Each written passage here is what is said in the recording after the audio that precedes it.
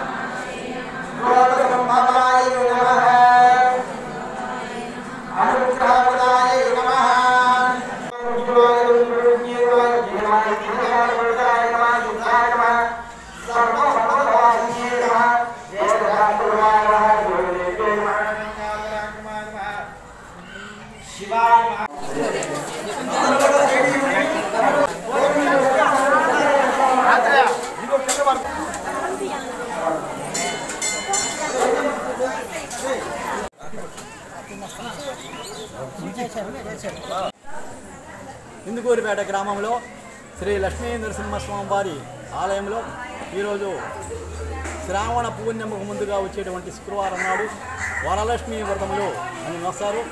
అలాగే ఈరోజు ఇందుకూరుపేట గ్రామంలో శ్రీ లక్ష్మీ నరసింహస్వామి ఆలయంలో ఉదయం 10 గంటల నుంచి మహిళలందరూ కూడా సర్వమంగళ మాంగళ్యే శివే సర్వార్థ సాధికే శరణ్యే త్రయంబకి దేవి నారాయణి నమోస్తుతే అంటూ ఆ అమ్మవారికి వరలక్ష్మి వ్రతాన్ని నోచుకున్నారు. మహిళలందరూ కూడా దాదాపుగా 150 మంది ఈ యొక్క వ్రత కార్యక్రమంలో పాల్గొన్నారు. ఈ యొక్క పాల్గొన్నటువంటి కుటుంబ సభ్యులకి వాళ్ళందరికీ కూడా ఆయురారోగ్యాలతోటి అష్టైశ్వర్యాలతోటి తొలదోగాలని కోరుతూ వాళ్ళందరూ కూడా లక్ష్మీనరసింహుని ఆశీస్సులు ఆ యొక్క వరలక్ష్మీదేవి యొక్క అనుగ్రహ ఆశీస్సులు ఇస్తూ సర్వే జనా సుఖినో భవంతు. ఓం నమో భగవతే వాసుదేవాయ నమః.